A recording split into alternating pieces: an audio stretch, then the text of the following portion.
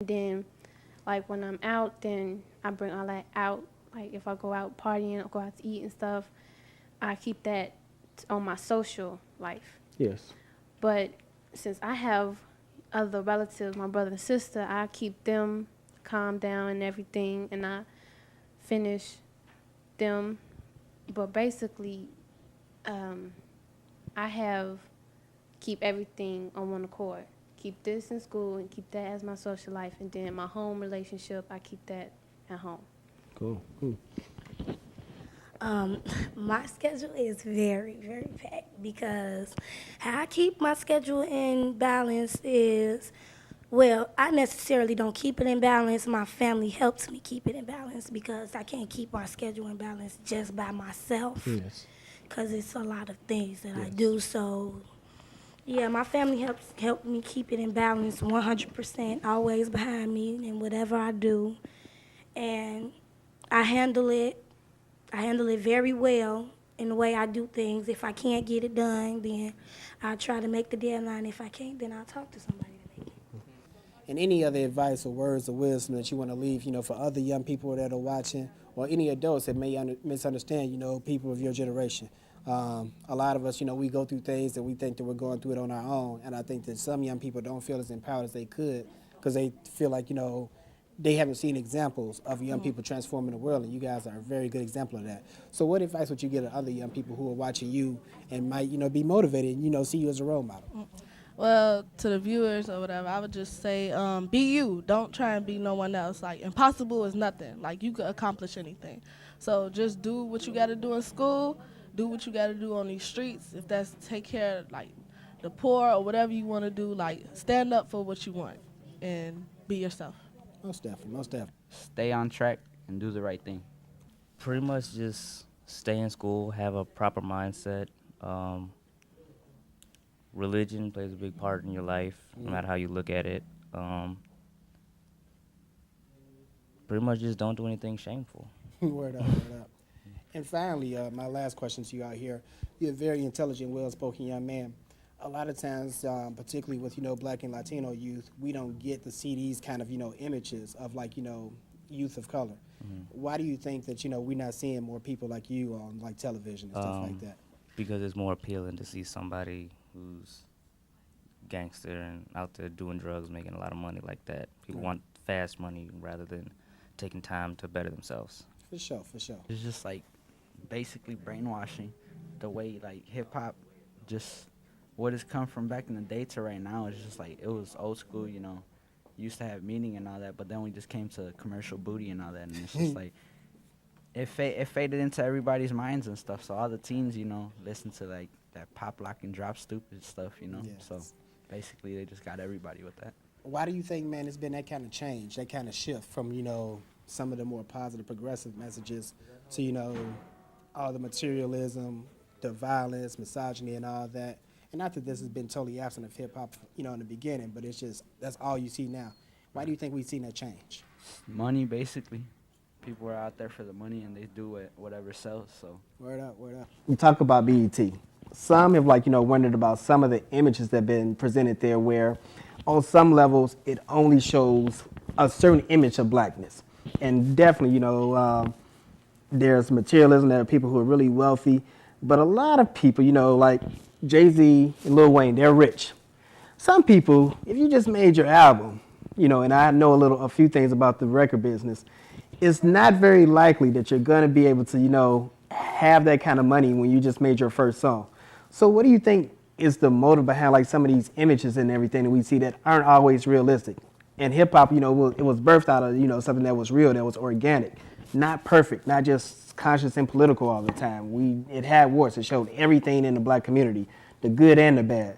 But a lot of times these days you don't see as much of the good. Like it's hard to find, the kind of Nas and Lupe Fiasco type of music that you're talking about a lot of times. Why do you guys think that might be? Or do you even find that that's true? Do you think that there is that kind of balance?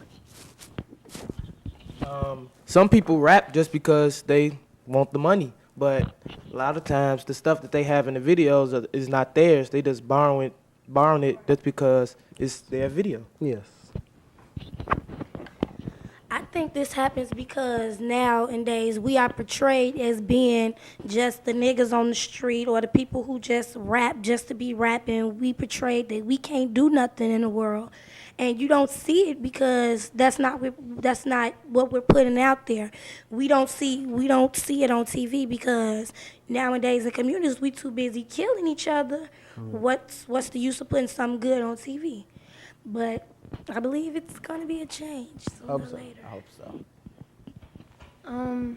Just like China said, but some people make the videos because of what everybody else think. You know, if you make a good music like Money in the Bank on BET, then you gonna keep on making it because since somebody else making the money, you might as well give it to them. Yes. So basically, like if you're trying to, China starting her, let's say if she was a rapper and she was trying to start her career, and she saw like, okay, Lil Scrappy, he did Money in the Bank, and this is getting played on BET all the time. I'm trying to, rap about, getting drugs out of the community, and they're not playing my video as much. So it's like when you have those kind of choices, and especially when, as black folks, a lot of times we have such few limited economic opportunities out here, a lot of people are making that choice, is what you're saying. Mm-hmm. Okay, cool. Well, I get ready to let y'all out of here. I will caution y'all with one thing. In making these choices and everything, do not let BET be, in whatever company, be the masters of you. You control what images you get. So understand the role that we play in this process. If it's stuff that you don't like seeing, things that you don't like seeing about how black people are portrayed, be careful about supporting that stuff. And I'm not saying, I understand, everybody wants to have fun and a good time, but, be very, very, very careful and wise about the things that you consume. This is a consumer society that works off of what people buy. What sells, that's what's going to, happen. That's what's going to be put out to you. So if you want to see more positive images of black folks, if that's what you desire, try and support those too in addition to, some of the other artists. Finally, as I get ready to close up, what's your favorite class? Y'all get ready to go back into the classroom here. What's your favorite subject and why? Social studies and reading because, like, for one, social studies, it teaches you about your culture, not just from one perspective. You teach from European perspective, African American perspective, everybody else's perspective, not just one perspective. Most deaf. Mine is language, arts, and science. Why? Because I want to be in health science. Going to be my major, so I get the best grades in that. Excellent. Social studies because I love my history. Yes. I love reading about it. I participate in it. I'm making history. It's most definitely. My favorite subject is social studies also because you get to learn about your history, and at a lot of schools, like at public schools, they don't teach black people or black kids how about their history. So that's why social studies is my favorite subject. My favorite subject is math and science because if you're going to have a lot of money, you got to know how to count and stuff. Yes, definitely. Hey, man, this has been a wonderful conversation. I really appreciate y'all, welcoming me in here. Definitely, you guys are the future, and it gives me hope that the future's in good hands because I'm going to need y'all to be taking care of us in a few years and everything, and trying to straighten out some of the problems that we've created and have left you all. So I wish you well. I'm sure you all will be very successful.